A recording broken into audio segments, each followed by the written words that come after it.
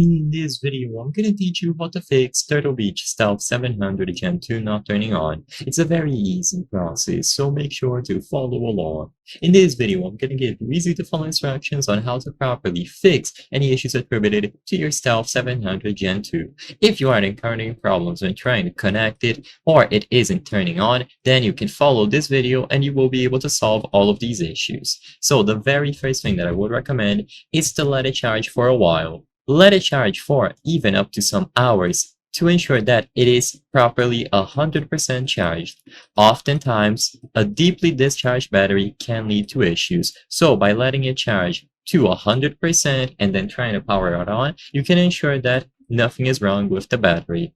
Now, if you want to skip this or you want to try other methods for the time being, then the next thing that I would recommend is to perform a full reset. This is something that you can do by pressing a specific combination of buttons, and it can help resolve minor glitches like when it isn't powering on or connecting. So to do this, press and hold the Bluetooth button and the mode button for up to 30 seconds. Usually 20 seconds should be enough, but for safety, I recommend 30 seconds or until you see some sort of activity in the LEDs. Alternatively, you can also hold the power button. So either hold the Bluetooth and mode button for 30 seconds together, or if you want to ensure that it absolutely works, hold all of them together.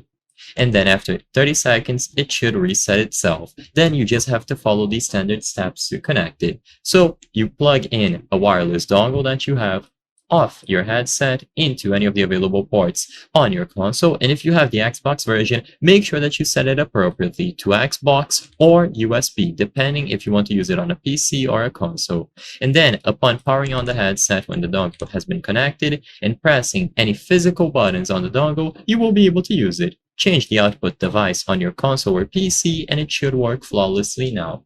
I hope I was able to help you on how to fix Turtle Beach Stealth 700 Gen 2 not turning on. If this video helped you, please be sure to leave a like and subscribe for more very easy tips. Thank you for watching.